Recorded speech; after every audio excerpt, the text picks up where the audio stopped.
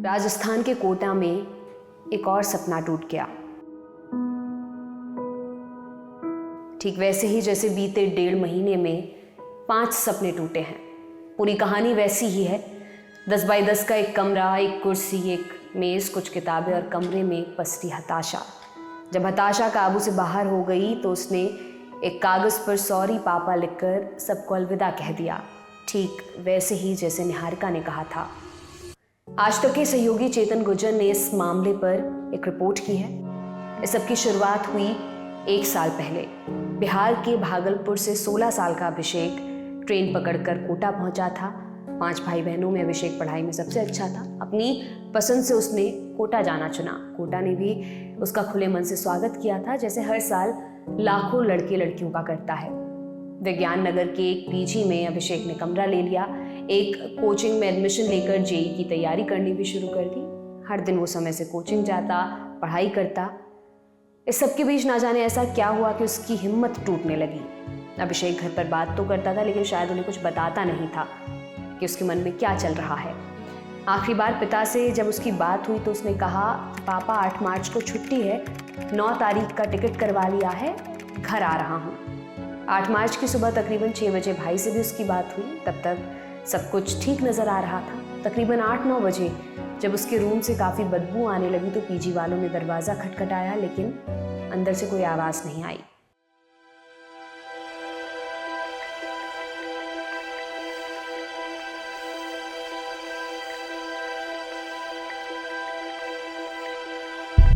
PG के caretaker ने police को बुलाया। कमरे का दरवाज़ा तोड़ा गया।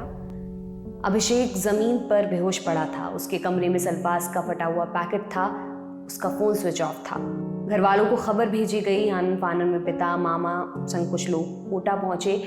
अभिषेक को एमबीएस हॉस्पिटल की मॉर्चरी में रखा गया था। पिता जब मॉर्चरी पहुंचे तो बेटे को देखकर बेहोश हो गए। कुछ देर बाद जब उन्हें होश आया तब बेटे का पोस्टमार्टम हुआ।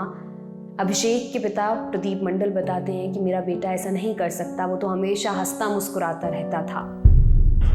फिर हमसे इतने बोला कि भाई पापा टिकट बना हुआ 9 तारीख को घर जा रहे हैं। हम पूछे कोई दिक्कत भी है, बोला कोई दिक्कत नहीं है, पैसा वैसा भी था उसके पास। तो सर उसकी मर्जी से आया था वो या फिर? हाँ, अपनी मर्जी से आया था। फिर सुसाइड नोट उसने जिक्र किया कि मैं पढ़ना नहीं चाहता पापा? नहीं, ऐसा कोई बात नहीं, पढ़ने में भी ठीक था, पढ़ाई में ठीक। हाँ, वो अपने से लिया था।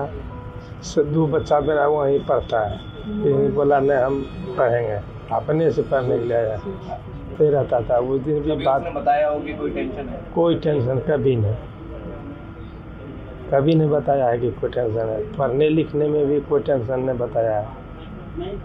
जब भी पूछते थे हाँ आगे बड़े उस पढ़ाई हो गया। वो होने के लिए भी दोबारा गया था बीच में घर, फिर अपने आया, उसको बोलना नहीं पड़ता था। उसका मोबाइल पूरा फॉर्मेट हो रहा बताया उसका बच्चे? मोबाइल पूरा फॉर्मेट है, न उसमें सिम है न कुछ है। अभिषेक के कमरे से एक पीले रंग का कागज मिला है जिस पर लिखा हुआ है, पापा हमसे जेई नहीं हो पाएगा, मुझ में आपको बोलने की हिम्मत नहीं है, आई क्विट। अभिषेक के लिखे चंद शब्द सब कुछ कह रहे हैं। हर बार की तरह इस बार भी एक ही सवाल है कि आखिर अभिषेक ने अपने घर वालों या अपने दोस्तों को क्यों नहीं कह दिया कि मुझसे नहीं हो पा रहा है, मैं नहीं कर पा रहा हूँ जेई। कोटा से आने वाली ये 6ठी खबर है। न जाने कितने अभिषेक, निहारिका, रचित जैसे कितने लड़के लड़कियां हैं जो अपने मन की बात किसी से नहीं कह पाते।